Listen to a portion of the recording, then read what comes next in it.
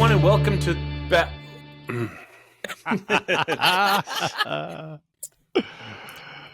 Hello, everyone, and welcome back to the Earthborne Games podcast. I'm your host, Anders Carlson, and as always, is the staff of Earthborne Games, Maxine Newman. Hello. Evan Simonet. Hey, happy to be here. Andrew Fisher. I don't have a random one-liner. And Andrew Navarro. Hey, how's it going, Anders? Oh, it's going great. I mean, it's going fine. It was one of those mornings, car didn't start. Oof. And now it does start. That's not a good feeling, though. It's like temporarily a good feeling. I can use it today. Yeah. Did it start because you figured it out, or did it just randomly start? It was like not starting in the most terrible seeming way, just like nothing happening. Took my daughter to daycare in a different car, and then when I came back, it just started normal. So that's almost worse than it just being not working at all. I know. Yeah. And it's like, when is this going to happen to me again? Where will I be? Jeez. I hope I'll be at the mechanic when that happens next. I call that problem solved. Problem solved. Moving on. Out of mind immediately. But I'm here and I'm happy. I think that did shift my mood, just the fact that it started, because it's kind of wrecking the rest of the day. Yeah. Fisher, you've got some snags today too, huh? Yeah, I can sympathize. Sam headed out to she's at Comic-Con doing a bunch of cool stuff there this week. But it leaves me alone, and our baby got sick yesterday. So I'm solo parenting today, and he's not allowed back to daycare yet. So I'm on borrowed time this episode. I may just have to randomly depart when he wakes up from his nap. So you've got me for question marks amount of time. Well, babies tend to sleep really hard and long when they're sick, so you might make it. Yeah, here's hoping. Though his fever seems to have broken, I think, and he actually got a whole bottle down for the first time in a while. So I'm hopeful that he's on the mend. Sick babies are the never worst. A good feeling. Yeah. No. Sam's at Comic-Con. Isn't she like a archaeologist or something? She is an archaeologist. She's part of this nonprofit called If Then, and it's all about getting young girls into STEM. And so as part of this, a bunch of the If Then ambassadors, these different women in STEM fields, are going to Comic-Con. They're doing some panels. She's helping with this like LARP this LARP thing where like the kids can come and they do different activities. So she's got this whole wizard outfit she made for the LARP where she's like running a wizard table, and she's got like a Dr. Aphra cosplay, who's the like Star Wars archaeologist character. Though she is a bad guy. I was Sam was like, I'm like Space Indiana Jones, and I'm like, yeah, except you're one of the space Nazis. You're on the wrong side of Indiana Jones here. Dr. Aphra's a little. She's one of those gray characters, though. She is like maybe she goes more dark than good, but she's kind of in the middle there. She has a torture droid. Is it hers? I don't know. She's just borrowing it. Yeah, I always got the impression that that alliance was tenuous at best. I didn't know it was a torture droid. Isn't it just a C-3PO, like a protocol droid, but it's been rewired or something? Yeah, like to be a torture droid. Yeah. Yeah. So yeah, that's where she is this weekend. So archaeologist, and then she's on like a Dune panel, and she's the anthropologist angle on this like the Science of Dune panel. Oh. Well, that's cool. That's awesome. She's really making the most of her time there. Man. At one point, people went to Comic-Con to buy comics. Right. Hey, she's got every Dr. Aphra comic now. So oh wow. Like yeah, the actual like single issues? Well, some of them. She's got like a trade for some of them and stuff. Nice. Evan, you got a vintage shirt there? Yeah, I mean it's a new shirt, but it's got a vintage. They pre-distressed poster. it for you? Yeah, yeah. It's been through the wash a few That's times. like the original Final Fantasy logo, right? Yep, for the Western box art, which I always love the Western interpretations of like Japanese games because they always have to make it like hard swords and sorcery looking, or like big muscle bound like Conan kind of heroes. I love that stuff. It's so funny. If there's one thing I know about you is that you love that kind of stuff. I remember like talking about that with you early on and knowing you, the Mega Man cover. The Mega Man box art is so funny. Yeah. Mm-hmm. You should You can half see it. You can what? Oh yeah. You can half see it on his wall. Oh really? Yeah. Oh, it's squares for me. Oh, there it is. There it is. Yeah. Looks just like Mega Man. Yeah, just like him. Wolverine. Looks more like Wolverine than Mega Man. All right. Sorry, guys. I was trying to open Discord so I could type in a title idea. That's why I was kind of distracted there, because I think Evan already nailed the title within the first. Oh, really? Maybe that's the first, really? earliest. That's the earliest title drop. Nice. We'll see. You can't be how's your mouth? Yeah, how's your mouth was the very first thing you said, and that was our title. So I don't think you can literally make it any sooner than that. How's your mouth? I'm curious what the listeners think of those. Like, are they like when they listen to the show? Are they waiting for the title? I hope so. I think that's the whole point, right? Yeah, trying to figure out ahead of time what the title could possibly mean. Yeah. In the comments, favorite title, favorite Earthborne Games podcast title. Well, we've got a good show as always. It's always good, right?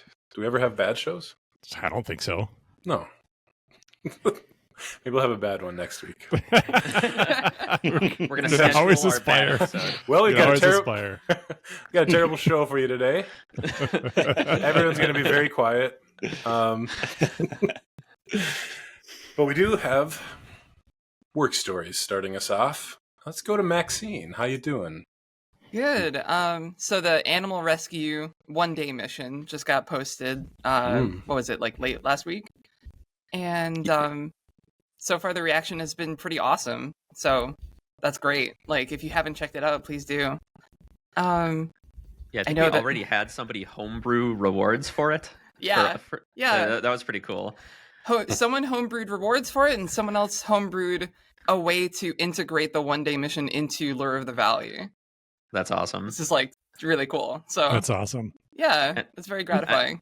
And I think some folks are getting together at Gen Con to play it too. So I saw that as well. Yeah, that's cool. If I spot you guys, I'll join in.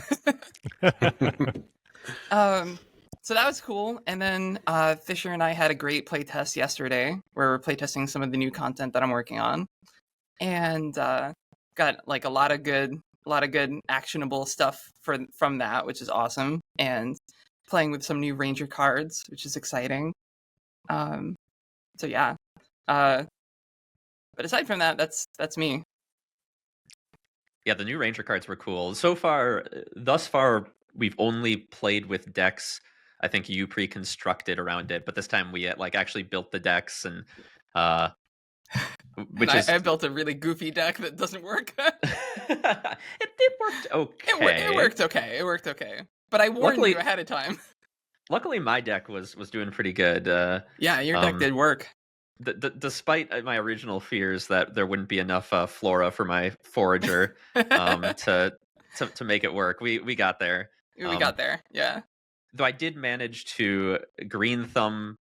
Out of excitement, I green thumbed something that we actually needed to clear. And for those of you who don't know, green thumb increases the harm threshold on it. So I got all excited because I could search this thing up, and then I summoned this thing that was just going to be way more of a pain in the butt to clear than normal. So it was and then a second copy of it immediately got drawn anyway. Yeah. But it was a good test. I'm excited. I think one of the new sets of Ranger cards Maxine is working on is, I think, would normally be unassuming, but I think it's going to be very fun. I think so too. Yeah, I'm excited for it. Cool. Have you playtested with playtesters yet? No, we've done not this content, not yet. Yeah, no external yet. Cool. Yeah. Evan, how about you? Yeah, tell me some stories about your work. Yeah, I'm currently involved in I think we just kind of internally coined this term, style exploration. It's similar to what this is for our next game. I've been working on cornering a style that could be used for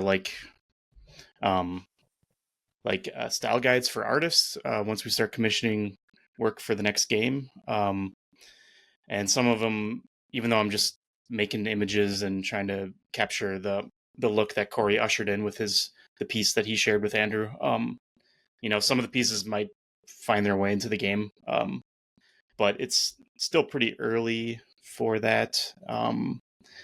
And it's just a lot of fun trying to explore a new process to work in, and a new way to think. And it's challenging at first, but once I kind of find a handhold that I can really reach higher from, it becomes more of an exciting experiment. So and I'm fairly happy with how things are turning out. I definitely am comparing myself to a lot of artists that Corey likes, that I really like too, that I'm just man, these these artists are so good.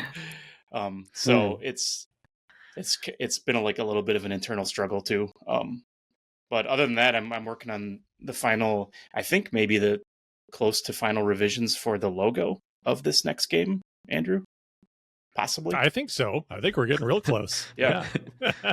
No, not close at all. Yeah, unless it all falls apart here in the last moments. Yeah, we're definitely in the just super fine tuning stage. Yeah. Of the logo. Yeah, it's looking really great. Yeah, and the Evan's not going to be his own hype man, so he's going to definitely undersell what these pieces have been looking like, but they look amazing. He's done 2 of them so far, and both of them so far have just been, every time I see them, it's just awesome. They're mind-blowingly amazing. Yeah, for what it's worth, he's just messing around, at this point. So just wait. Well, when there's no pressure, for what it's worth, or less pressure, it's it seems like it's easier to, I don't know, turn the valve on the creativity or something. I don't know. Anyway, sorry. Sorry, Fisher. No, it's okay. I was just going to say, for what it's worth, that feeling you described looking at some of your reference artists is what I feel looking at all of your work. So, I thought you were going to say just other developers or something from your experience. Or no. I mean, I'm always blown away, especially when you were drawing art during the podcast, and we could kind of watch your process and stuff. Just watching you kind of intuit and know where you wanted to put the shading, and and then kind of looking at that process and then how it turned out in the final art, and then swapping styles to this new style. I don't know. I've been very impressed by your stuff, Evan. That's what I'm saying. Well, that's don't sell yourself short. Thank you. I mean, yeah, that's the trick is I had so many opportunities to develop the Ranger style all throughout the the early development of the game, that it just became this process I can drop into and drop out of really easily. And then with a whole new, I mean, there's still the DNA of my particular style in what I'm doing now, but trying to reimagine that or rework it or bend it towards a different aesthetic is it's a challenge. Just loosening up is hard to do sometimes. So that's cool. I'm so excited to see that, because you were good at kind of honing in on, this is Evan Simonette's look. And I think that's really good for a lot of artists to kind of have a distinctive style, and I always envied that. So it's cool that you're branching out. Thank you. It sounds like everybody loves it. Yeah, it's great. It's great. Are you going to roll out the title and logo first? Is that where you're getting the logo done now, or what do you think? We'll make a big showy announcement that'll have the title, the logo, some art, some basic information about the game. Kind of similar to, I think it'll be a little bit more than what we did for the original like Earthborne Rangers launch, which was just like a logo and an art piece and then like one line of text. So it'll probably be a little bit more than that, but not a whole lot more. But yeah, it won't be long before we reveal even more beyond that, because we have pretty ambitious goals for launching this next crowdfunding campaign. Sweet. Can't wait. Fisher, your turn. Yeah. Well, when I'm not taking care of a sick baby, I the main thing I'm trying to do is pivot to working on a board game. I think we mentioned in the previous episode, right? Well, we did now. I don't know. I don't think so. I thought we talked about it. If we haven't talked about it, no, that's all right. Let's do it. Let's get people. Let's start the hype train rolling. Yeah, so we've been buttoning up some of the expansion files, and that has a tail. There's a lot of like, we got stuff, we mentioned in another episode that we turned them over to partners, but there's a lot of stuff beyond that to get them ready. Like our English language proofreading and stuff that doesn't impact the partners as much, as well as just other little fixes and everything from other team members. And so there's definitely kind of a tail on some of that work. But when I'm not doing that, I have kind of started some initial work on some board game prototypes. Not going to reveal too much about them yet, but we're going to be trying a bit of an experiment with this one that will be able to give you all a bit more of an insight into it. So I'm not going to talk much more about that, but I'm messing around with some new stuff that like I think is going to be able to get you all a look at what's going on with what we're trying out next, or at least what I'm trying out next. So stay tuned to hear more about that. Yeah, let's. I'll go a little bit further, and I'll just say that, like, part of what this podcast is for, and part of the vision of our company and how we do stuff is to try to be, as transparent as possible. And one thing we didn't do the first time around, because we just didn't have the time or the resources to do it, was really bring everyone along on the journey from the very beginning. So we'll be doing something that will allow for that, and we'll show you more soon. We'll see how soon. Yeah. Super cool. Should we pivot over to Andrew Navarro? Sure.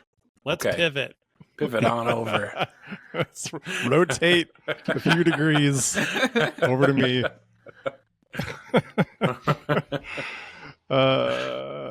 So as you can tell, I'm back in Costa Rica. I came back.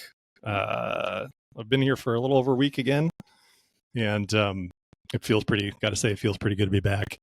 Nice. It's definitely the rainy season down here, though. I was not here at this time last year, and it is. We kind of came at the tail end of rainy season last year, and I remember thinking like, "Oh, this is rainy season. This isn't that bad." It's raining a lot. It is very rainy. There's not much. There's only like maybe a couple minutes in a day where the sun actually like peeks through the clouds. It's very very different. Does that affect you?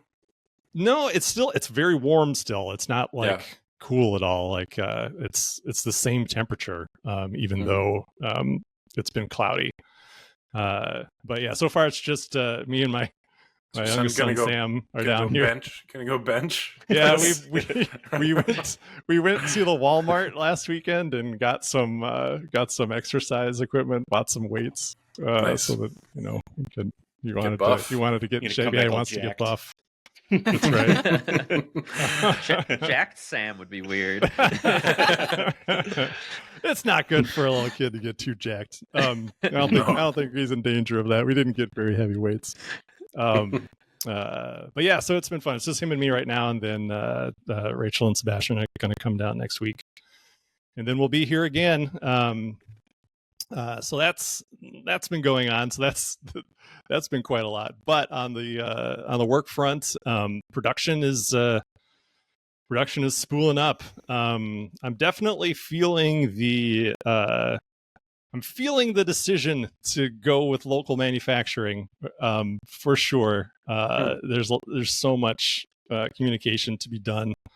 While I'm making progress, it's incremental, because it's like I'm talking to this factory and get them set up, and now now I have to move on to the next factory and talk about getting them set up. But we have our final production numbers. All of that's been passed along to Delano. I'm going to be passing along all those production numbers to Ludifact today for their runs. We have I can say that the playmats are officially underway. That's a nice, easy production. I met with Tobias at Kraken Games Monday morning. I can't remember any Monday morning. And he's an awesome guy. I love working with him. He's very passionate and very supportive of what we're doing. And he took me on a tour of his. Every time I talk to him, he takes me on like a little video tour of his factory, and it's a really nice place. They have a ton of capacity to do stuff that I didn't even realize. Like they can do like metal miniature casting. They do like resin stuff. They're doing like these awesome like resin picture frames, like these really ornately designed things that they're selling for like $500 a piece. Wow. They're getting they're constantly upgrading their technology when it comes to their playmat printing. Anyway, that place looks really nice. It's like this kind of like big open air space with lots of natural light. It's a really nice looking factory. And he's in Germany. So anyway, that's rolling. So that's fun. Beyond that, we have some new staff members that'll be joining us soon. I realize I probably haven't mentioned it here on this podcast. I think I maybe mentioned it on a different podcast, just in case people don't know or are interested. That Joe Banner has been full time at Earthborne for a couple months now. He was a concept artist on the game early on, and then throughout the entire process, pretty much just working in his spare time, and helping us out when he could. And he's on now, and he's manning the info app box and doing some customer service stuff. But he's also one of his big focuses is continuing to do concept art, except now in a full-time capacity. So he's been working a lot on Corey's game as well, and also doing some really, really cool stuff. So that's exciting. Really, really glad to have Joe on board. And I also, after many months, hired a CFO who is going to begin work on Monday, and we'll have an announcement for that on the Discord on Monday, and announce who that is. But I'm very, very excited to have him on board. I'm excited to have someone to help with the financials and help us balance all of our books, and help us set budgets, and determine what our cash flow should be. It's all stuff that I have a basic knowledge of, but I've as I think I've said before, I've effectively been running this company on napkin math for the entire time of its existence, and that's, I think, fine in the early stages. But now that we have actual resources and can invest in the growth of the company, and invest in more products, and do other cool stuff, having someone on board who actually can do that full time and knows what they're doing, and has experience doing that, I think is really important. So this will be the first non-artist I've hired, which is how'd that interview go? It was great. He's great. He's awesome. He was very, very patient with me as I spent many, many months of preparing his job offer, and he would check in every couple of weeks, like, "How's it coming?" I'm like, "I'm sorry, I'll get it to you soon." But yeah, so anyway, stay tuned. Monday next week we'll announce who that is. Yeah, and then I touched on it a little bit with talking about Evan stuff, but yeah, my creatively my focus is shifting to Corey's game, which is exciting. So helping Evan out with giving feedback on the logo, giving feedback on the artwork, talking to Corey about the style, setting out the vision for how we want to launch this thing. Our plans are to launch this crowdfunding campaign in January, but we have a lot of stuff that I would like to do to support that launch, and to hit that, we got a lot to do between now and the next few months. But I'm excited. Yeah, we had a nice kind of like relaxing month or so after like finishing up files on Earthborne Rangers stuff, but now we're getting back on that horse, and going to go full speed. So this launch definitely has some new elements, new complications from our Rangers campaigns. So yeah, we're definitely doing some new and exciting things. So that'll be.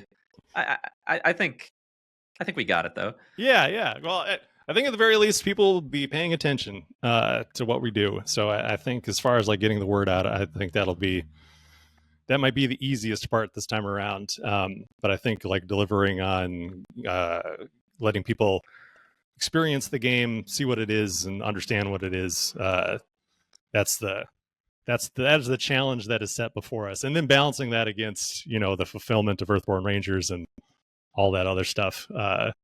Though that's mostly a thing that I'm going to have to worry about. So, yeah, but they're going to line up in a slightly gross way for you, so you're going to have to worry about it quite a bit. Yeah, they might, but hopefully everything will just run smoothly with Earthborne Rangers fulfillment, and we won't have any trouble at all.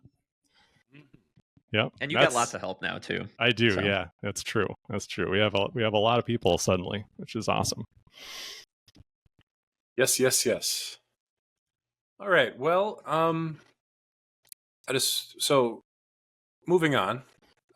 So this year's, as everybody knows, everybody and their mother knows that this year's Spiel des Jahres winners were announced a couple days ago. Those big, prestigious German tabletop game awards. And Sky Team took home the big prize. I personally remember that Earthborne Rangers was runner-up to Sky Team for the Golden Geek Awards for Best Co-op Game. And I want to know, how does that feel to you all? I really want to know. While we were doing the last segment, Anders, I saw you copy and paste Spiel des Jahres. Did you Google its pronunciation? I did. Wow, observant. I did, and then I biffed it, I think. No, it's fine. It's too long ago. I pronounce it right either. Spiel des Jahres. See, Spiel des Jahres. Game of the year, I think it means. I'm sure some of our partners over in Europe who listen to our podcast are just like, oh my God, you guys. I also had to look up how to pronounce it this morning. Jahres. Spiel des Jahres. Well, what was the question? How does it feel to come in second place to the winner of the Spiel des Jahres? Yeah. So you guys came in second place in a different awards thing. Yeah. So you're only beat out by the best game of the year. Yeah, I guess that's something. Yeah. I don't know if we can hang our hat on that, but it's something. I think you should write it on the box. That should be the quote. No, I think it's an honor that we were up against Sky Team in the Golden Geeks, and like, it is obviously Sky Team has had a lot of hype this year. So I think I'm on record saying that Sky Team sucks. Do you remember when I said that? Anders hates Sky Team. Fisher, you said you played Sky Team? Yeah, I have. How did you find it? Oh, I liked it quite a bit. It's it's a very different beast than Rangers, obviously, yeah. right? Like, Oh yeah. besides being co-op, it's a little funny that we're in the same category, right? I think, as evidenced by it winning the Spiel and not the Kenner Spiel. Anders, the Kenner Spiel, there's like kind of two main award categories, and the Spiel is generally for kind of lighter games, and then the Kenner Spiel is for slightly heavier games. Though honestly, it's still Rangers is probably even beyond the weight of the Kenner Spiel usually. But Kenner Spiel will be more like hobby games, whereas the Spiel will be like generally more kind of family games ish. Yeah. But it kind of depends. Target game. So it's kind of funny that we're in this category against this 20-minute light game, but Airplane traffic controlling game, is that what it's about? yeah, you're playing as a pilot. It's a 2-player game, and you're playing as a pilot and a co-pilot, and you're trying to land a plane. And the game. Have you played? I'm actually not sure if it purposefully shares a name and kind of theme with this game, but have you played Space Team at all? The mobile game? Oh, me? No. Oh yeah, No. I played that. Space.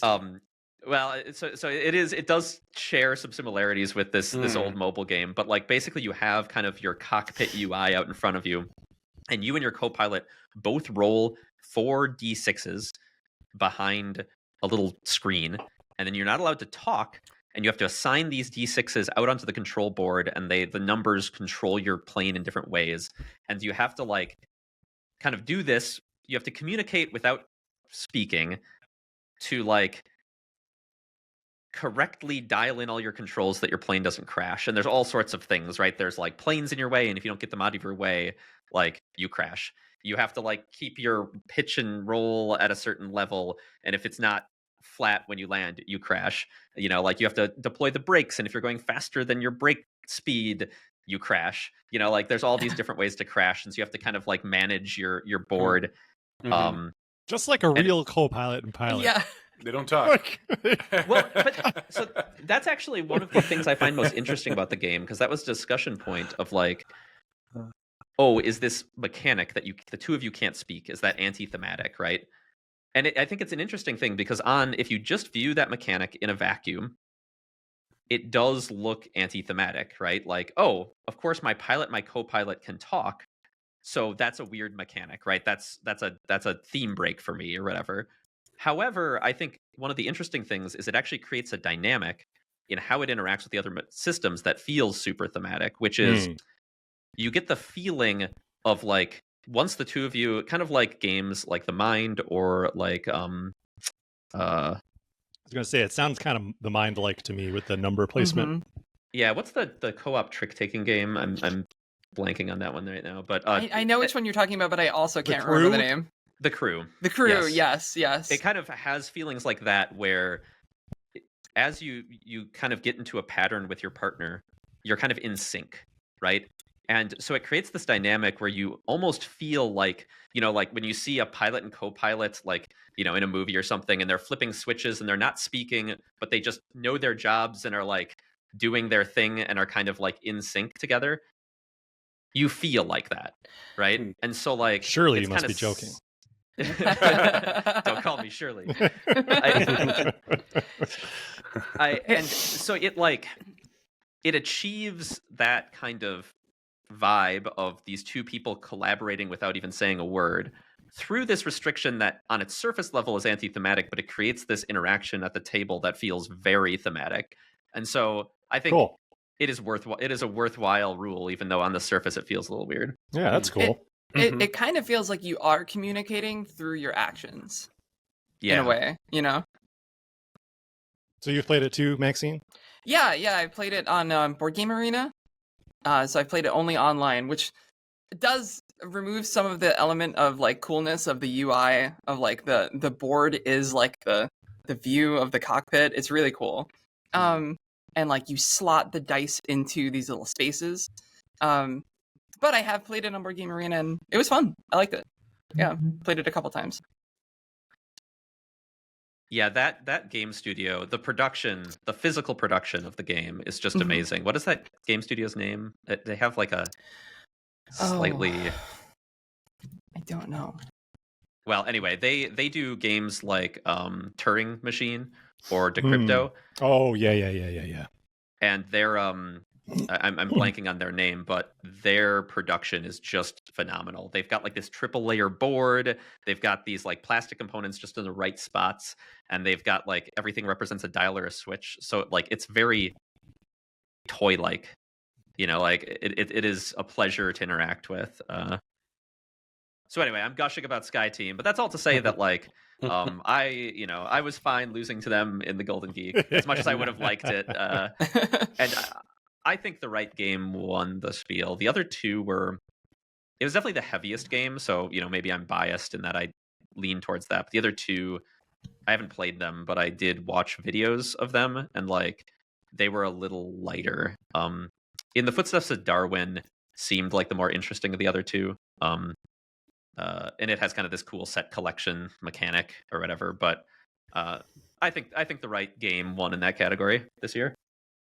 And you mentioned the Kenner Spiel, and I see that the game that won that is a game you recently talked about, Daybreak. Yeah, I haven't played that one, but Andrew, Andrew, I think you talked about it last episode, right? Yeah, I talked about it. That's what I said. I said Andrew. Yeah. Yeah, Andrew. My mistake. Yeah, I was able to play that in New York. Yeah, I thought it was fine. Yeah, I remember I was we were talking to the designer when we were kind of saying goodbye at the after going out to dinner, and I was like, yeah, you've got it. You've got it in the bag. Like whether you're not, it's like the best game of the year. I think on its topic alone is kind of what would put it over the top. Yeah, I looked in, and also in like preparing for today, I actually looked up what Kenner meant in German, and it was connoisseur, which I thought was a fancy way. It was the connoisseur game of the year. Didn't they make the Star Wars figures, Kenner? Yeah. That's a good point. Yeah, I didn't put that together. That's probably why it's called that. I'm pretty smart. Deep down.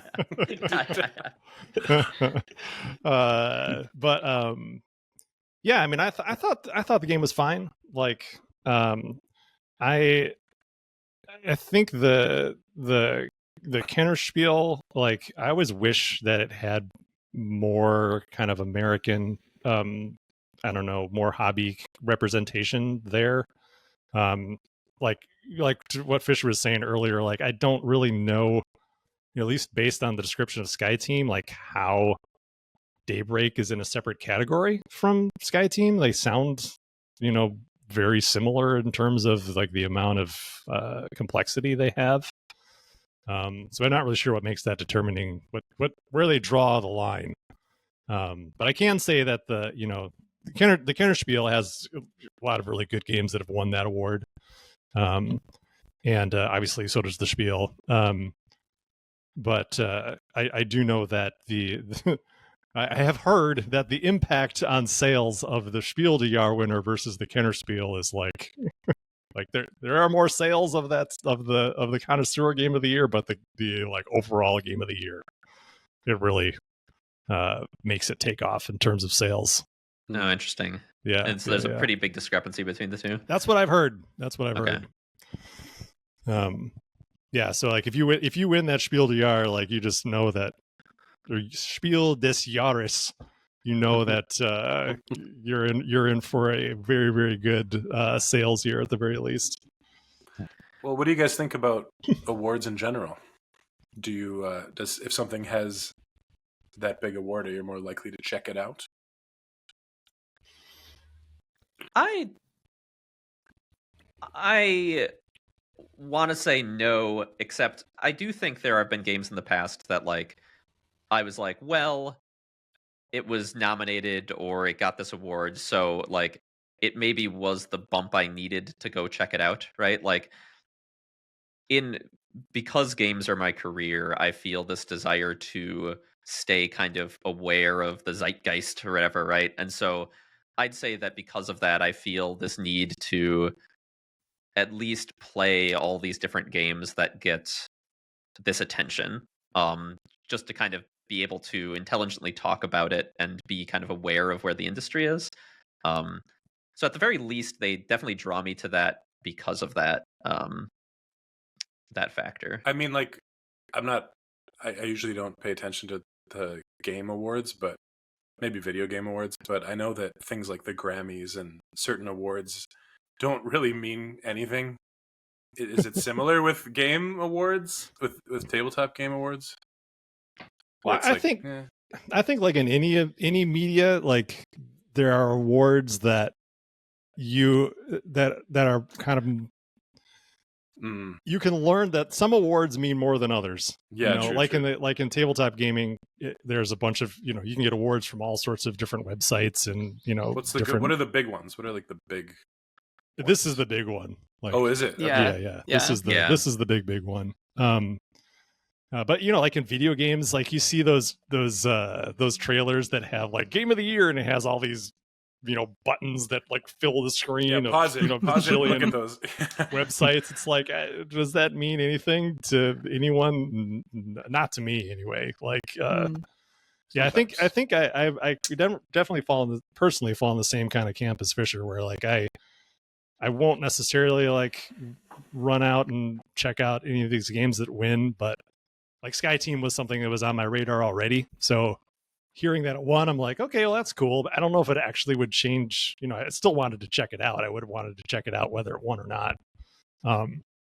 So the fact that it won is kind of cool, but it's not going to, I don't know. I think but I also think we're aware of a lot more games than like your average person.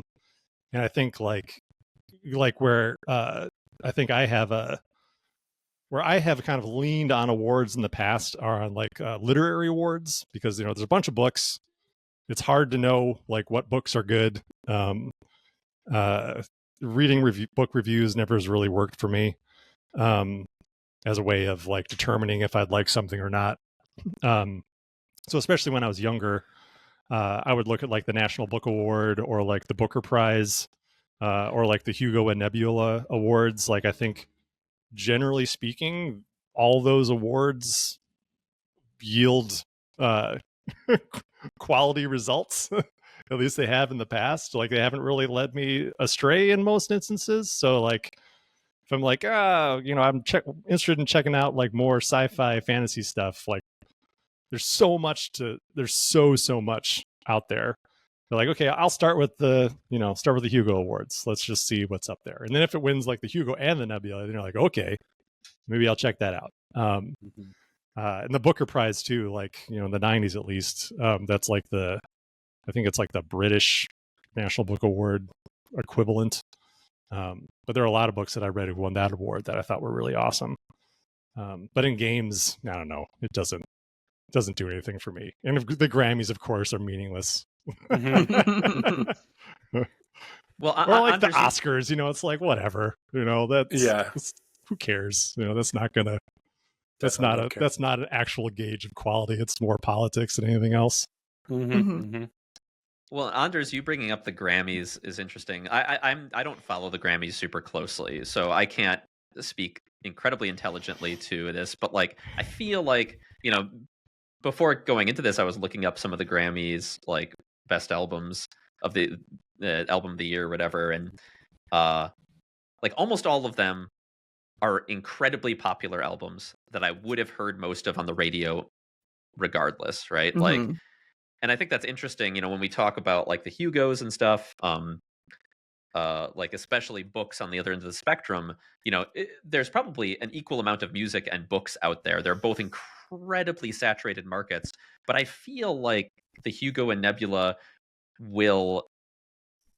there's less of this, like, you know, the Grammys are always going to be things you've heard of, basically, right? Whereas like on the Hugo and Nebula, I'm sure for some very enthusiast type people, they might have heard of every, you know, potential nominee or whatever, but like it's going to get things you haven't heard of before. So I feel like that lowers the value of the Grammys to me, right? I don't care if Taylor Swift wins album of the year. I'll have heard her music just through osmosis, right? Like, and like, you know, I know she's popular, and but like through the book awards, I might hear of something I hadn't otherwise heard of. And I think that's also true a little bit of the spiel. Definitely the big games of the year, the big talking points like Sky Team are going to make it on there often. But I'll usually see a game I haven't heard of before on there. So I think there's a element of discoverability there. I don't know. Is Yeah, there any... Oh, go ahead. Yeah, Maxine. I was just gonna say, for me, like the only awards that I tend to follow happen to be video games, just because that's like one of my main areas of interest. And I don't often like. I'm kind of like you in that sense. Like I already know all these games. I probably played most of them. So if one wins an award, it's more reinforcing than me being like, oh, I'm gonna play that game that I wrote off earlier. It's more like, yep, that game's cool. I am like, good. Like I'm proud of them for winning, and I'm happy that I got to experience that game, and it makes me feel good when a game that I really liked wins an award or something. But for the most part, it's like you're right. There's so many little magazines and online websites that have their own Game of the Year awards, and like there's a few that really matter, and then there's like 1,000 other ones that like still matter to their audience, but like no one's gonna be like, oh, I don't know, I can't like make up a gaming website like name off the top of my head, but like yeah. Rock, paper, shotgun. Well, for a lot of years, like I followed Giant Bomb really closely, and like for me, like I was interested in their overall Game of the Year stuff, and I thought that was really fun. But when they introduced the like the individual top 10s, like that had more value to me than anything else, because there'd be stuff on those individual lists that like I maybe hadn't checked out, but since I followed that site so closely and was so like intimately familiar with the particular tastes of those people, then that had more impact on whether or not I'd actually like go out of my comfort zone to check something out. If someone who I was aligned with taste wise said they liked something, then I might, like that's how I played like Papers, Please, for example. Like I don't think I would have played that if it hadn't been talked about by people who I respected their opinions. Yeah, that's kind of how I am with Polygon. That's like the website that I tend to trust when it comes to reviews. Yeah. I was at the farmer's market, and there's this salsa peddler there, and he was quite the salesman, and he was telling us that his salsa was voted #1 salsa. That's what he said. And I wanted to ask him by who and in what #1 salsa in what scope? It doesn't matter. Salsa Trend magazine. #1 salsa at the farmer's market. Yeah, by me. Yeah. I almost asked him, but I just went ahead and bought it. It's $10 jar salsa. How was it? It was the #1 salsa. Nice. That I've ever had. Wow. Okay. All right. No, it was really good. It was very good. You heard it here first, folks. Yep. That salsa from the farmer's market, #1. Yeah, #1. Go try it. And is approved. It's called Mama Julia's, I believe. If you ever see it out there, give it a try. That takes us to the next segment called Listener Questions. Everybody, we're running a little bit long. Does anybody want to highlight some ones that we might want to? Sure, I'll go. I'll forge ahead and I'll gray out some that we can save for later. Because we're quite further along than we usually are at this time. So this question comes from Andrew. Which one of you did this? Neither. It was Andrew S. Andrew S. was via email. So Andrew Sisher. Okay, this is a game that would be nice to play in a park if the wind would keep calm. I know there was some talk about a fan-planned ideas to play... Something's wrong there. I know there was some talk about a fan-planned ideas to play on a camping hiking trip. Have any of you played it outside or in some sort of nature setting at all? We got there. Yeah. Yeah, pivoting from other games, we're talking about Rangers now. The pivoting episode. Actually, one of the very first times we introduced Rangers mechanics to the public was outside. We were on this kind of deck thing in Andrew's backyard, and we had like set up the whole game out on this deck. And Andrew and I have played a couple times, like out on his porch, or I don't know if we definitely worked from a couple parks. I don't know if we ever played the game at a park, but Yeah, we've definitely played outside, like on my deck. yeah. And it's definitely a wind permitting kind of situation when you're playing a card game outside. Yeah. Gotta sleeve everything. Yeah, the sleeves do help. That's true. Yeah. But I don't think Andrew, you and I had talked about like wanting to like go to like Rocky Mountain National Park and like play on the trail, and we've never done that. Yes. Well, I still But that would be awesome. Yeah, I had this dream early on of like doing some promotional video where we would like hike through Rocky Mountain National Park, get to the top of the whatever trail we were on, and then play a game of Rangers, and then pack it up, or like maybe like play like a round or two, or and then when we Like, travel, every pack time it we up and then travel. Yeah, yeah. I still think that would be cool. Like, you know, That's cool. there's still time to do that. I think that would be a pretty awesome thing to do at some point. Until it gets too real and we start being tracked by a mountain lion or something. You know, the game would change. Well, yeah, we could write a whole like found footage script around this concept. All right, Braid's mama is here. Will the challenge deck be a constant in the game, or will you alter it for different campaigns? We've definitely talked about it. I don't think there's nothing like there's challenges there. Get it? There's challenges there in how it gets altered, if it gets altered, whether it's for a specific campaign or whether it's like an optional rule. There's a lot of ways that we could do it, and it's if we ever do it, it's about honing in like how we want that to work, you know? Mm-hmm. Yeah, there's definitely a lot of design space there, Mhm. and a lot of potential.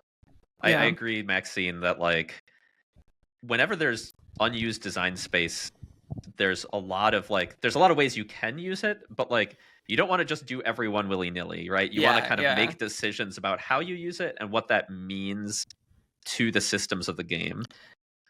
We Yeah. touched the challenge deck a little bit through scouting and stuff, and like right now that's very much the realm of shapers or some strange technology.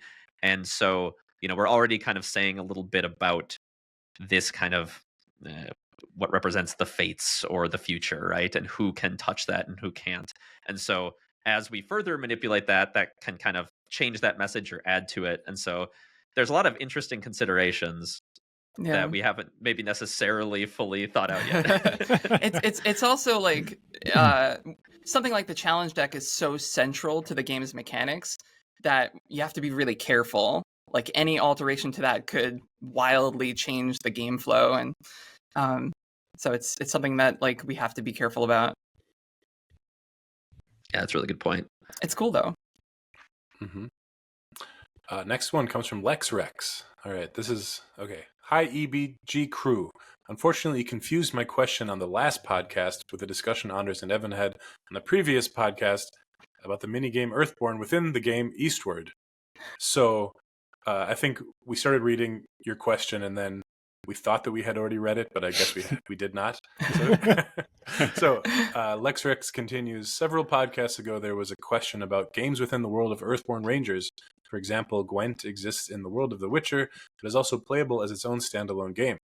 There was some mention of Fisher working on the rules for a game that the people in the world of Earthborne Rangers would play. I wanted to ask if there's been any more work on this game within the world of EBR, as I would love to know more about this game and if we will be able to play it ourselves. Stay awesome. Will do. We'll try. Won't do. I wouldn't necessarily say there's been like a ton more work on this. I think this is one of the pitfalls. You know, we talked earlier about wanting to be more transparent, and I think we're moving towards even more transparency in the future. But one of the tricks with transparency, one of the catches with transparency is that sometimes we we have all sorts of ideas, right? But we have limited time with which to pursue them. And this is definitely one of those where I just was inspired by a conversation I think Andrew, you and I had, and we've talked about a couple different games within the setting, and I was kind of like, what might they play on the path? And I kind of came up with this set of I kind of thought it would be cool to be able to play with stones, and so I had this kind of set of these flat stones that you kind of keep in a bag, and they kind of have suits like cards. But one of the things I thought would be interesting is if the suits are asymmetrical, and so there's these asymmetrical suits, and all the suits are kind of themed around the valley, and then you can use these stones, and there's a kind of triangular grid that they can play on to play other games. And so much like a deck of cards, it's a tool with which other games could be designed and played. And I got kind of obsessed with this idea. I designed a couple little games that play with that. And so, maybe one day we'll be able to you might see it referenced in the game, or, we might be able to mess around with something like that. But to my kind of lead in of, we've got a ton else going on, right? You just heard us mention all the other things Maxine is working on and I'm working on. And I don't know. Do it. I'll make the game within a game. Promised here. But anyway, stones, right? It's five stones in a triangle. I got it.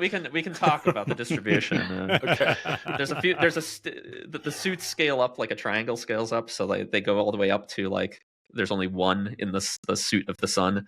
There's only one sun stone. Great. Anyway, we have other priorities, right? And so this is an idea, much like several ideas we've thrown out there over the couple of years of doing this podcast. But I wouldn't necessarily say this is on a trajectory to be a product at the moment. So you might see it appear places, but I cannot make any promises to you that this will go anywhere past that. Fisher, all you need to do is the game can just people can find their own stones, and you can just print out the rules. Free. That's true. Yeah, there I mean, go. Yeah, we could in your spare time. Yeah, you're rocking my the baby to copious sleep. Spare time. Just don't sleep. You'll be fine. Yeah. But Andrew, you've talked about integrating a couple other games within the setting into the game. Yeah. Do you? I don't know how much you want to talk about. I don't want to spoil it because Okay. I think that'd be fun. But yeah, no, because I have an idea too for some a game within a game. But it'd be something you'd be able to play in Rangers.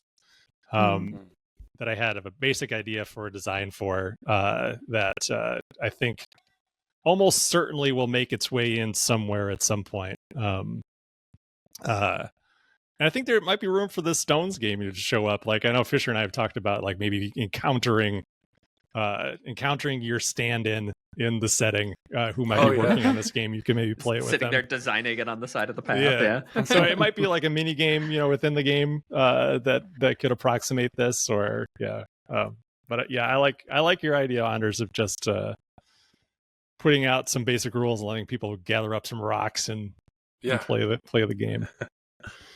You mentioned fun. That could be a fun when we eventually do the Earthborne con. We could have an event where you go out and gather rocks to play the Stones game. And maybe it's specific rocks that they have to find. Yeah. Specific rocks. Colors and sizes. Yeah. Maybe they have to fit in the grid spaces to be legal or something. I don't know. Yeah, it has to be legal, and they have to be a certain flatness or whatever. Yeah. Right. Mm-hmm. Right. That sounds that's fun. You build a deck of rocks. River stones would be work pretty well for that. It'll Sam Sorry, go ahead. Oh, no, I was just going to say, Sam and I found the agates for our wedding rings in the river, and so I spent a lot of time digging through river stones to get those, and I think there'd be a lot of good ones around here. Yeah, and it'll force to make the fans go find the rocks. It'll force them to touch grass for once in their lives. Ooh. I think we have some crossover between nature lovers and gamers in our community for sure. I know, I'm kidding. Yeah, we have a whole IRL adventure channel on the Discord. I think of communities who have touched grass recently in board games, I think ours is probably on the higher end. There you go. Put that on the box art too. I live in Uptown. There's no grass to touch. Maxine's locked away in the city. I know what kind of grass you could touch. All right. And you mentioned how a deck of cards is just a tool, and that blew my mind. You're right. That's pretty cool. Has there ever been something like that? Where you have the tool, and then there's all these other games that you can play with those things. Oh yeah. Oh yeah. What? Yeah. What? Well, I think I can't think of it off the top of my head, but there are other more modern products than just a 52 deck of cards that I have seen that are like, it's like a bunch of spheres and other shapes, and then it comes with a bunch of different games like within that box. Oh yeah, like Pyramid Arcade, I think is one. Yeah. Oh yeah. That's where Zendo cool. Zendo is from Pyramid Arcade. That's a great example, Anders. Thank you. I set myself up for that. Teed it up. All right. Next question comes from Barry. When I see the cool abilities of the Rangers and everything they can do, and the great qualities they have, there are only 2 real people in this world who have similarly remarkable skills. One of them happens to be a Ranger from Texas, Chuck Norris. That's right, Walker, Texas Ranger. The other one is MacGyver. And then there's MacGruber as well. Were any of these legendary figures an inspiration when designing the titular? I never said that word out loud. Titular Rangers from Earthborne. Is it Titch or Tit? Titular. Okay, go on. Want an answer? The answer is no. not intentionally anyway. You know, like I've said many times, it's hard to know what is inspiring you because there's so much in your mind, so much in your subconscious, and so like just the word ranger for me like is just like that's just the cool guy. There's Aragorn, of course. But always drawn to Dungeons and Dragons Rangers. There's Drizzt Do'Urden, the Dark Elf Ranger, also very cool. Yeah, so I think there's throughout literature and sci-fi and fantasy, there's just being a ranger is just a cool thing. And it just speaks, I think, to the gestalt of rangers more than a specific ranger.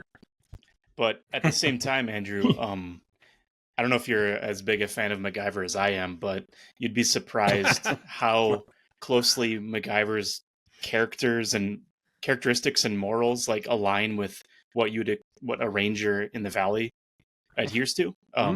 Yeah. And just like his role in the show is like he's just a helper. He works for the Phoenix Foundation, and all they do is they just get assigned on missions to do cool stuff. And he's always doing cool stuff, and he never shoots a gun, and he's always decent with everybody. He's not a dick, and I don't know, he's just a cool guy. Yeah. I watched MacGyver like regularly when I was younger. So I couldn't tell you a single thing that happened in MacGyver, but all of that stuff is lodged in my brain somewhere. So who knows? Maybe it's a bigger influence than I'm aware of. Evan, just knowing you, like, I would have bet money on you being a fan of MacGyver without ever knowing that. Why is that such an Evan show? I don't know. The character is from Minnesota is same as the actor, Richard Dean Anderson. So yeah, he went to my college too. Really? Wow. Oh, really? Ohio University. Yeah. Awesome. Wow. RDA.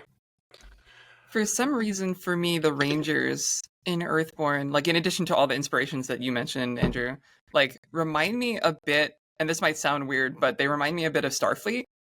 Yeah. Like Starfleet are the Rangers of space, right? Yeah.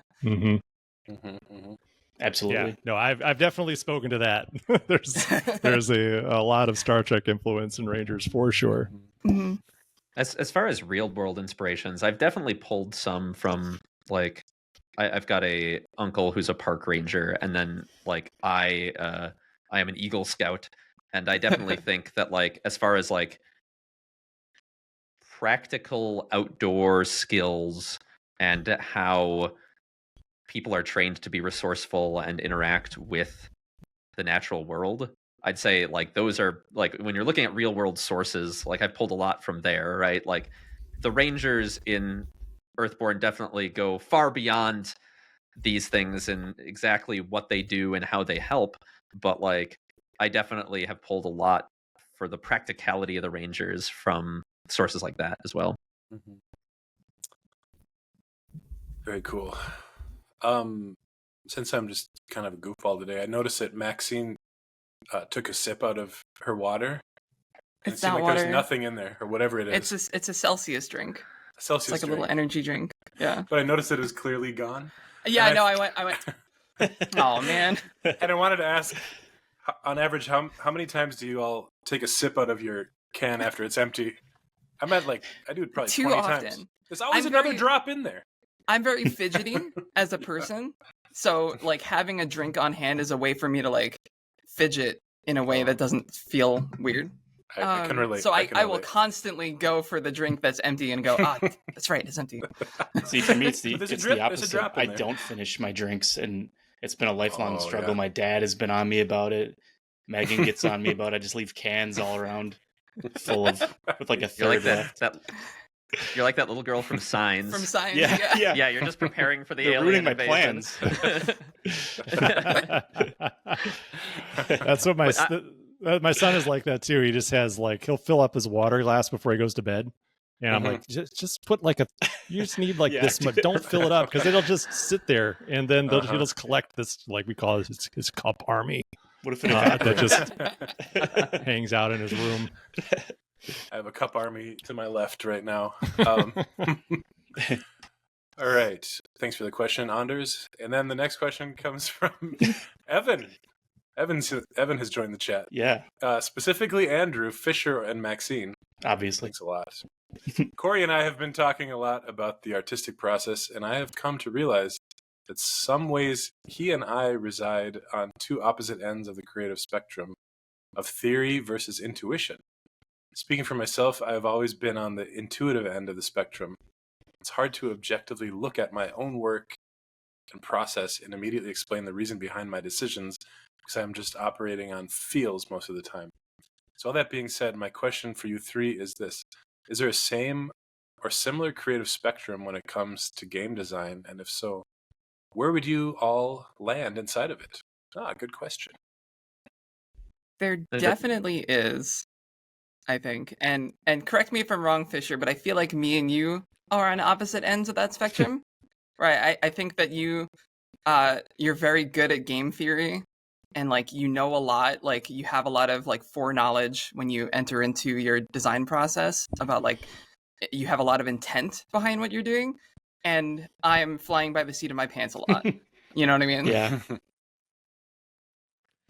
Yeah, I would agree with that, Maxine. I think so.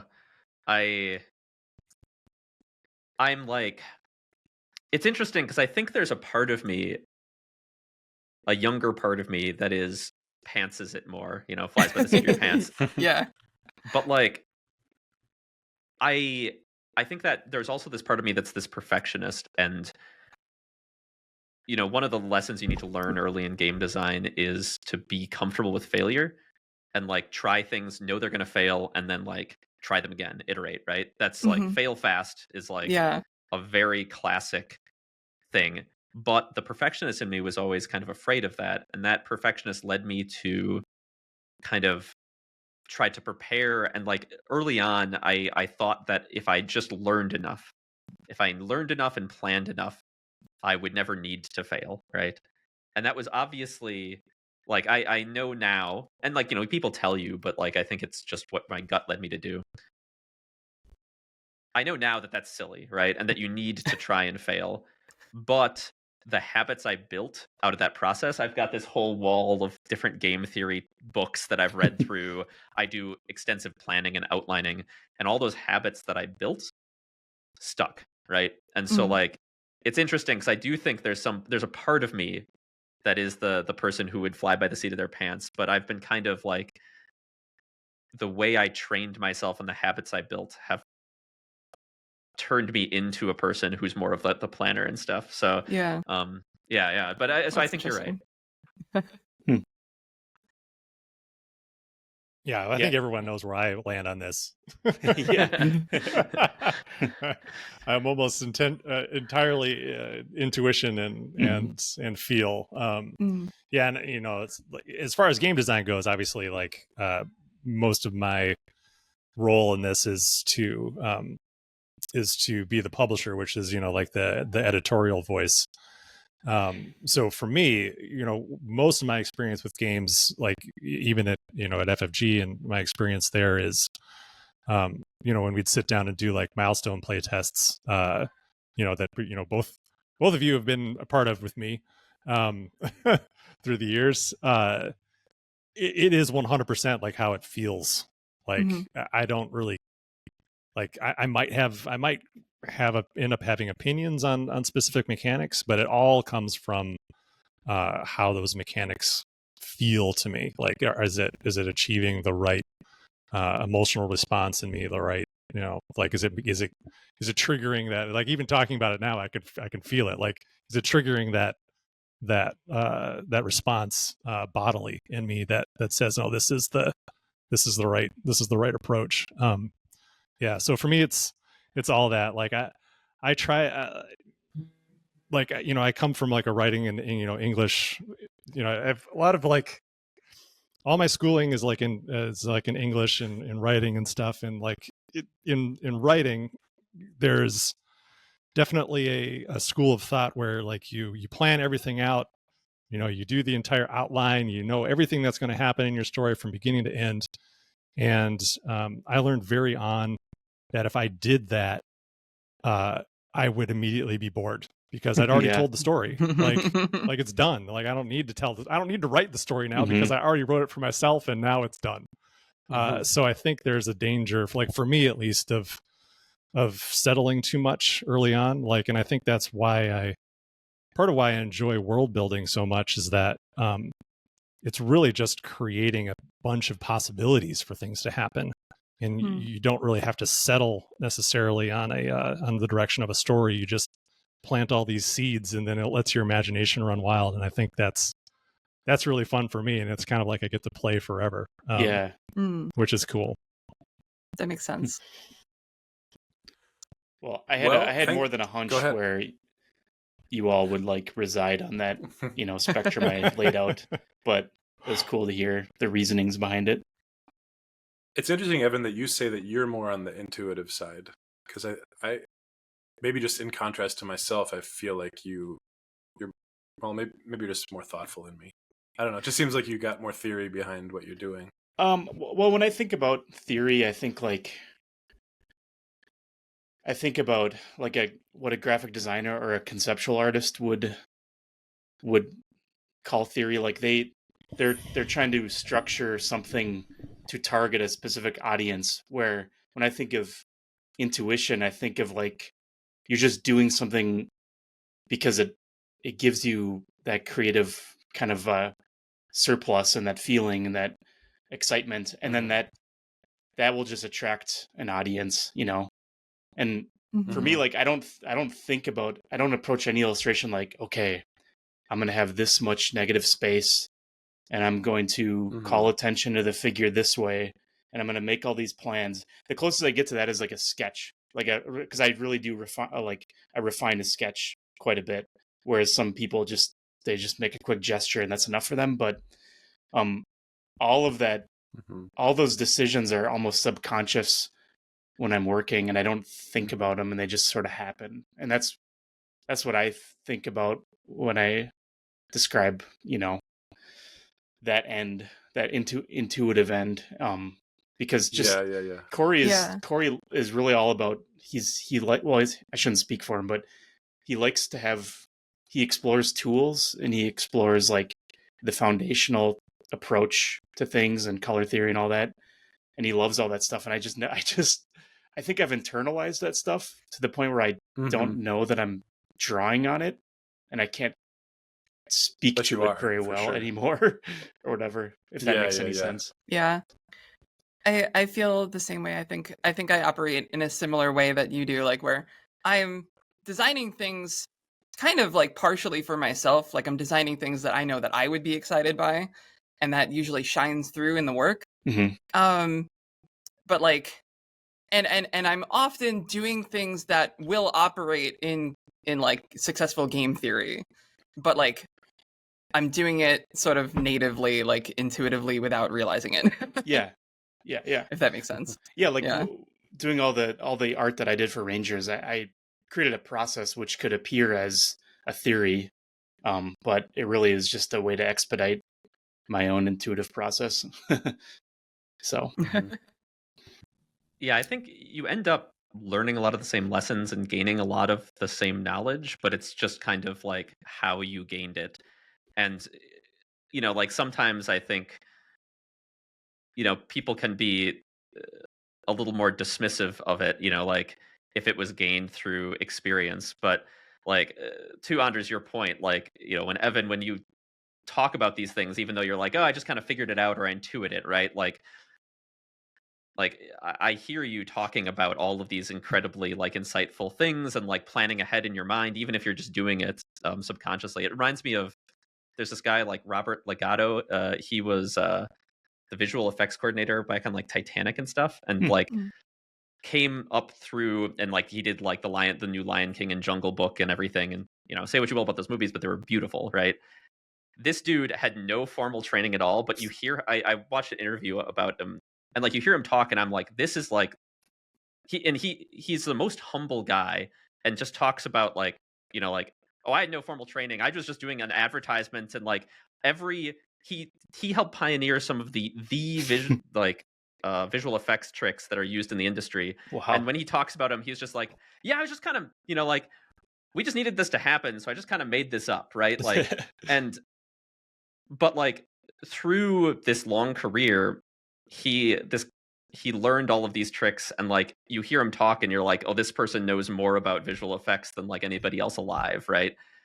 Even though he would tell you that he knows nothing and has and that like he has studied nothing, right? Like he's and so like I think when I work with Maxine, like when we work together, or Evan, when I watch you talk about like your process, I obviously don't know as much about it. Like I think that I have a ton of respect for that. And I actually, if anything, I respect gaining that knowledge through practice more than I respect my own reading of books, right? Because that's so abstract and dry. That's so funny because I feel the opposite. Like, I know, me too. Like, yeah, totally. Like hearing Corey talk about process, I was like, was I even paying attention in college? Holy crap. Like I felt like I was waking up from a dream where I missed an entire semester of school or something. Theory divorced from practice is nothing but pretty words, right? Like I think there's making that connection is really hard. And so like I can say a lot of good things, but like it's taken me a long time to connect that to my actual work, So but you read all those pretty words and you put in all the work, and I've read like the articles on your website, and like I don't do any of that stuff. Whatever. Yeah. I mean, I think what makes a good artist, or just an artist in general, is we have some kind of something about the way our brain works. We absorb other art that's come before us. We absorb our world, and we just kind of know how to recreate that. You just, I mean, I feel that way. I'm like, oh, that like this visual effects guy. He probably saw some effect. He's like, I can kind of figure out how that must have been done. So then, Fisher, I think you're just the kind of person who also can like restate information thoroughly, and you have a good memory, and I think that's what makes I think that's what other people are noticing. But I think we're all similar though, and that kind of just, really impressive. We're artists. Yeah, but neither one is better, right? That's a great question. Who did that one again? Some guy. All right, so that's our questions. Thanks everybody. That brings us to stuff we're into. Usually it's my game corner time, but I haven't played anything. I have been playing Slice and Dice still, and I still highly endorse that game. It's very fun. Quality game. But I haven't watched a movie. I've probably watched like 2 movies in the last year, but then recently I watched 4 movies. So I'm gonna no, I watched 5, but I already reviewed Thelma.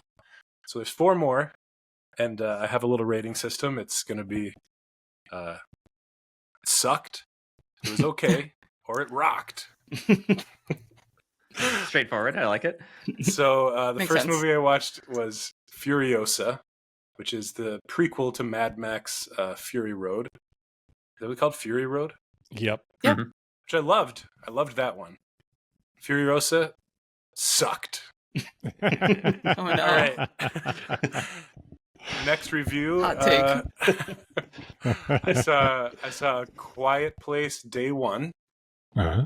I liked the first one a lot. The second one was pretty good. The third one was okay. After the climax of the first one, this was just it was like they're all good. Yeah. They're all fine. This one, have you guys seen the new one? No, I have not both seen of the those new movies one. you just mentioned are answering questions to which I did not have. Are answering questions that I did not have. Like I don't You knew. care about either of You don't. the You did. beginnings of either of those. I just don't care to know. Furiosa though, or the Fury Road. Did you like Fury Road? See that? I liked it the first time I saw it. I tried to watch it again recently, and I didn't like it as much. It's Yeah. fine. It's beautiful. I mean, it's a gorgeous movie. But Furiosa was one of those that made me wonder, like, was Fury Road actually good? Was I? it's not as good as it. It doesn't hold up as well. Not for me anyway. But I think it's a spectacle. Like that part. Well, holds then, up. the new one he used CGI for a lot of it now. Oh, really?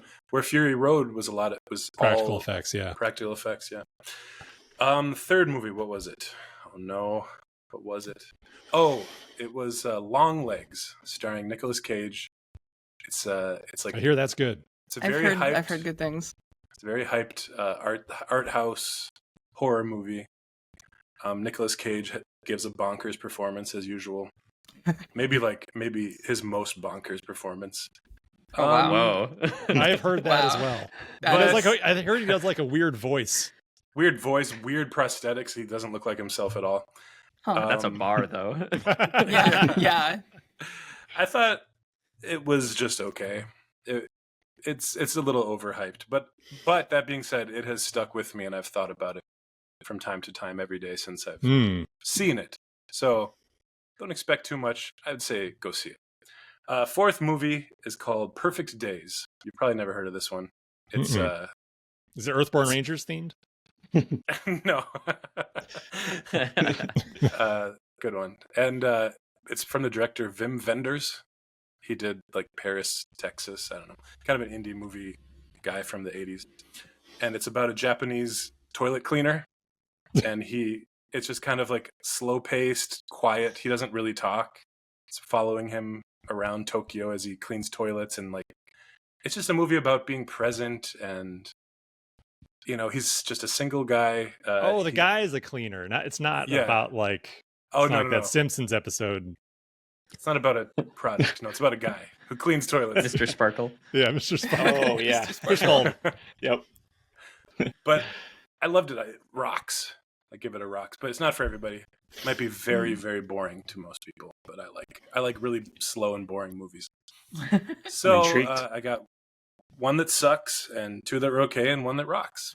And then also I've been watching The Bear with my mom. Mm-hmm. And I really love that show. Also not for everybody. But season 2 That's an intense show. had some beautiful episodes that I think are great. And have you watched it, Evan? Yep. Yeah, Megan and I The whole watched thing? it. I think we watched the latest, all the way up to the latest season, and yeah, Nice. it's good. The dialogue is just completely intense all the time, and I'm really Yeah. impressed by the actors. They must just be improvising half the time because there's always these intense kitchen arguments, and people are running in and Yeah. running out, and they're always up against the Mhm. clock trying to prep the meals. And you said The Bear, right? Yeah, the bear. Yeah. For a second, I thought, oh my god, you're talking about a different show. I just What are felt you like talking about? I'm insane. Let's talk about the Bears game. Yeah, sometimes those moments in the show feel a little bit contrived or forced. Like, who really talks like who really talks like this? But other than that, I think it's really a really what's the word I'm looking for? Good show. All right. Descriptive. Amazing. Anyway, what have you been into, Evan? What have you done? What have you watched? Played? Yeah, speaking of shows, I've been watching The Boys. I sort of stopped watching it because I just got really annoyed by all the stupid violence and gore. It just was so it's gross, man. It's the that same show's thing. gross. Yeah. It's like I love certain horror movies. One of my favorite horror movies is It Follows, and it's a really slow paced, weird movie where a thing is just following the character, and if it catches them, it kills them. But there's no real. I mean, there's like some jump scares, but they're not like orchestrated. They're not cheap jump scares, and I feel like shows like The Boys where they just lean into violence and gore, to me it's the same as like cheap jump scares where I'm just like, okay, cool. Like you're propping up half the show or something, or you're compensating for poor writing or something. I don't know. But I just kept seeing chatter about season 4 online. I'm like, all right, fine, I'll get back into it. And I finished season 3, and I'm on the last episode of season 3, and of course there's plenty of gore, and like every superhero is like a weirdo with a just like a weird private life. And it just seems so, I don't know. I don't know if I like I don't think I like the show, but I'm still watching it because it's all about that. I just fell for the trap right. What's that? So would you say it sucks, it's okay, or it runs? Yeah, I think it sucks. But I'm gonna finish it just because I fell for the thing where it's all about the bad guy Homelander, and like just want to see him get killed, I guess. I don't know. Because that's what it's all about. It's not gonna happen. Kill Homelander. Not gonna happen. You have to keep watching. Well, I do like the introduction of the guy from he's in that paranormal show where he and his brother were driving across the country dealing with Supernatural. Jensen Ackles. Yeah, Jensen. Yeah, he became a character, and I thought he's a funny character, even though he's an asshole. But I don't have many good things to say about the show, though. So my brother has tried to get me to watch that show, and I feel the same way about it as I feel with like House of Dragons after watching Game of Thrones. It's like, I only have a finite amount of time on this earth, and I've decided I want to spend it watching uplifting things exactly. and not depressing things. Yeah. And that's kind of where I'm at with The Boys, you know? Yeah. Good for you for not falling into it like me. Although I can still turn back, I couldn't get past the first episode. I just couldn't. Well, that was I want to eventually, but it's just I can't. Yeah. All right, and how about Andrew Fisher? What are you into? Well, I was just trying to think about that. You didn't think you'd make it this far in the show? No, I mean I didn't. We originally hadn't penned me into this part of the show notes, but Wyatt is still asleep over here, so that's great. I haven't consumed that much media lately. I did watch Furiosa. I think I thought it was fine. I do agree with you about the CG though. They did apparently use quite a bit of CG in Fury Road, but I thought it was more subtle in Fury Road. In Furiosa, it's very obvious, and it kind of relates. Like Marvel has bad, we always kind of chalked it up to Marvel's production timelines getting too rushed, and like there not being enough visual effects studios in the world to handle just the sheer load of it. So that's why stuff is bad these days. But like with Furiosa, with Marvel, like I'm like, I feel like CG in movies is getting worse. You know, Mhm. it's like the enshittification of the internet. I feel like we're getting. There are movies that do it well. Don't get me wrong, but like, I don't know. It was weird, a weird juxtaposition to go from Fury Road to Furiosa, where some of it was so obvious. Though my buddy's TV does do some of that auto frame smoothing stuff, and I feel like that makes Yeah. Hate That that. makes the it look CG so look bad. even worse. Yeah. So maybe it was the TV. Yeah. That could be it. I think That makes for everything me, bad, though. Yeah. I don't know. I'm really not impressed with modern CG, and I agree. I think it's getting worse. I can't track anything. Everything moves too quickly, and I wonder if I'm thinking like, well, this isn't modern, but Transformers, like when they transform, they just turn into a whirlwind of parts, like shapes, and I'm just like, I can't enjoy that. I don't know. Yeah. It's not cool. I also wonder, like, is it getting worse, or are we just getting better at spotting it? Yeah, No, yeah. it's getting worse because It's- you can go it's back getting and worse. you can go back and watch older stuff, and it's better. Like it looks That's true. That's true. legitimately better. Yeah. But other stuff I've been into, I have our basement project is finished. Yay! Is done after like a year, and so that's part of the reason is that we've been moving into the basement, getting everything set up.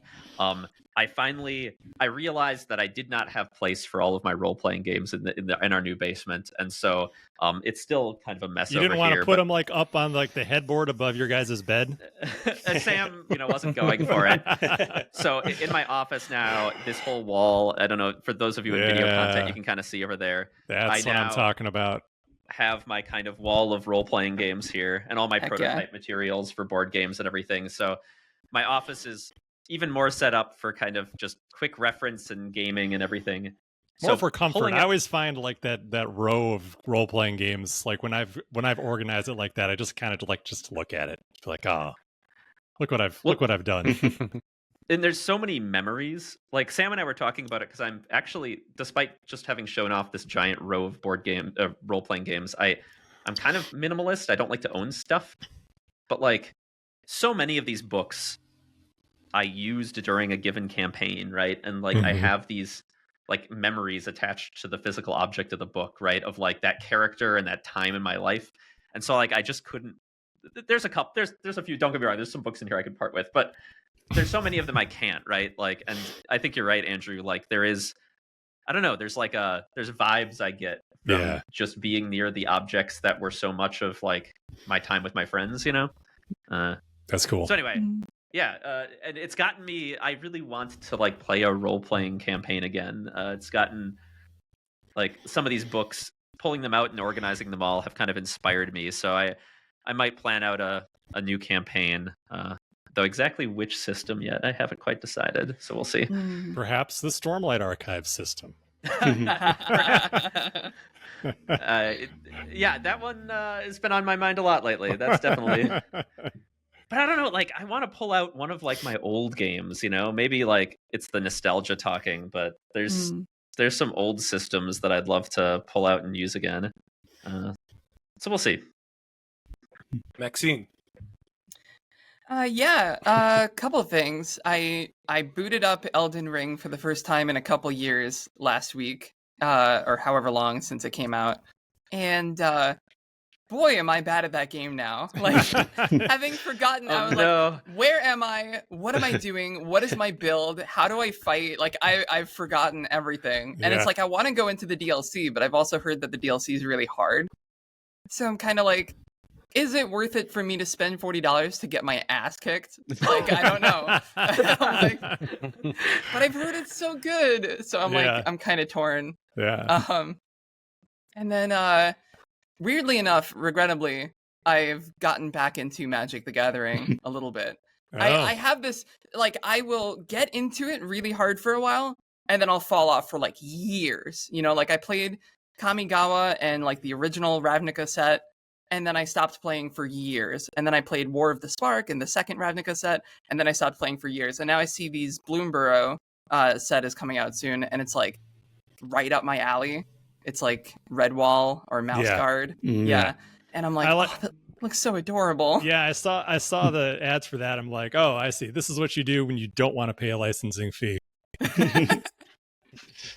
But I'm so into the idea, so I'm like, oh man, like, all right, here's my money. I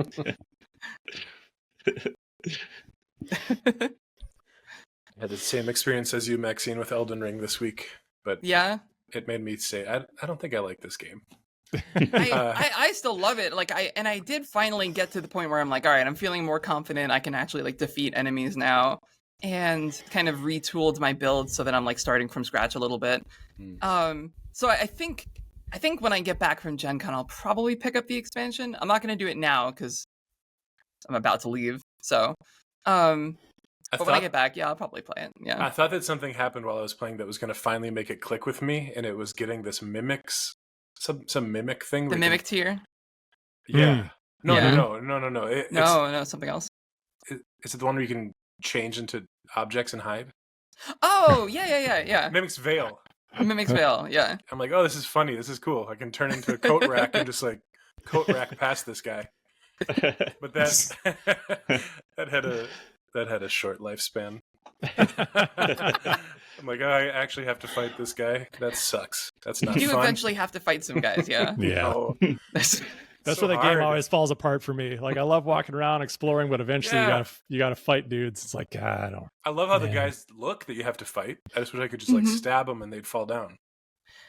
I don't mind fighting the mobs. He's in like, easy mode. Yeah, the fighting mobs. the individual dudes is fine. It's like, the boss. I'm not a big fan of boss fights, and Yeah. that's a problem And for that game Elden Ring. is a lot of boss fights, yeah. And a lot of really hard ones. Mm-hmm. That's why I like Skyrim so much no, because, yeah. Oh, sorry, go ahead.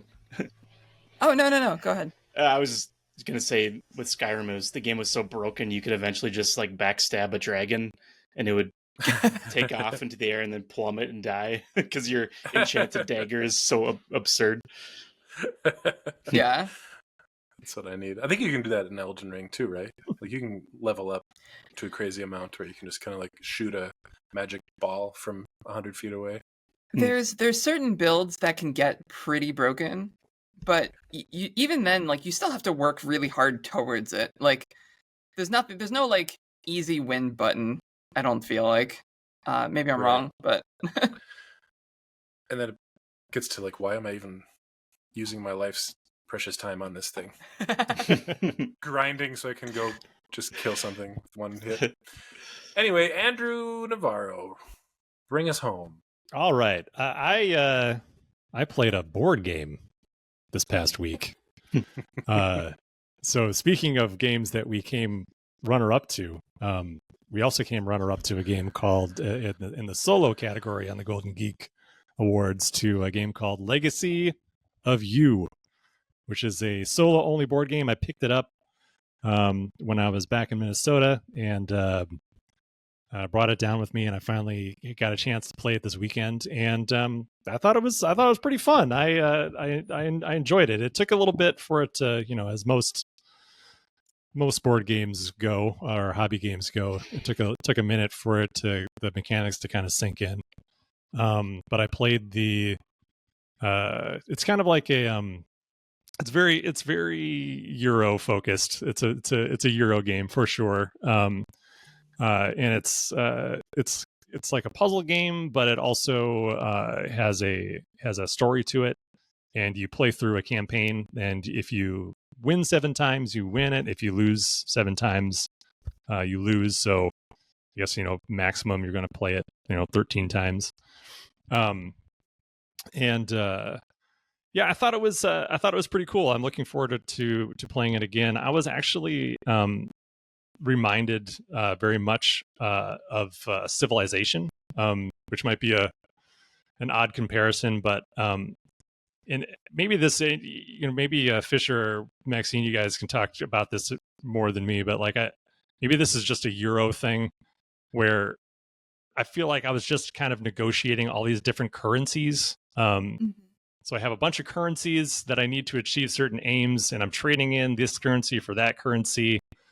So I can buy this thing that I need so that can get me more currency. And I have like a little tableau that I'm building that will like kind of generate certain things for me as I play. And Yeah, is that just that's just a Euro thing, right? I feel like I've played several Euros that like that's effectively the game, just trading currencies. I would say that that's Euro games do tend to lean towards that kind of mathy approach. But I have played some non-Euro games that have that kind of approach as well. So um, maybe it's just like the Civilization influence that it's had on the world of gaming in general. Yeah, I think so. Oh, you're muted. Oh. Oh, Okay. I was just saying Fisher's mic isn't working.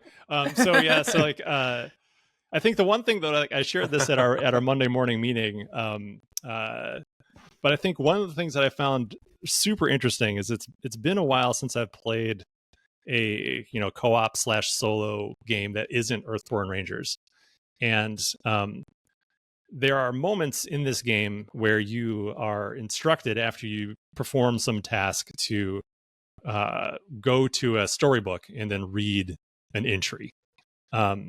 Most of those entries are like so far been pretty bland. It's just kind of like, yeah, you're fighting this flood, and barbarians are making your life difficult. So it's just kind of commentary on what's going on in a very kind of general way. Almost like a journal entry of the main character you that you're playing. It's like a character from Chinese legend. And I've been so conditioned by Earthborne Rangers that like when you do something positive on the board that refers you to the campaign guide, you'll get something cool and nice and like reinforcing that's like, hey, and it kind of like celebrates the thing that you did. But this game, every time like I would go to the little storybook, I'd be like, all right, cool. I built this section of the ford. Yay. Now I have to go and read this thing. And then it's like, oh yeah, the section of your ford actually broke. And now your villagers are gonna take damage. And it's like, oh, great. Or like, oh, I defeated this barbarian. Cool. Like, oh nope, actually he gets back up again. Like, screw you, game. Like it's it was really off-putting, and I'd forgotten that aspect of design for this style of game where it's like and I thought it was particularly egregious in this game's in the case of this game, because it is such a math focused game, and like you're trying to create this very efficient engine, and you need to be really, really careful of how you spend things, and to like go through all the work of like getting all the currency that I need to do the thing that I need to do. And I like, it was a lot of work to do that. And then my reward for that is for the game to kick me in the balls. It's like, thanks.